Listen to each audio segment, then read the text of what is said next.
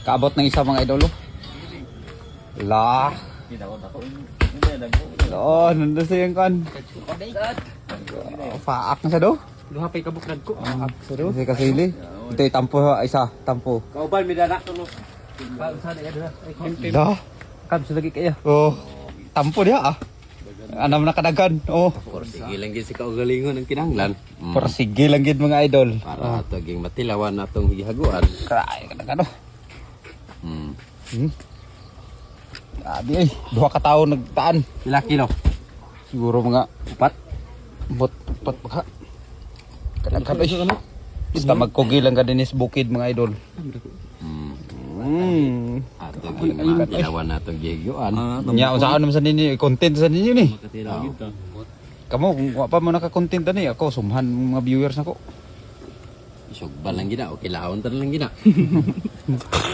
So, dagkan ay.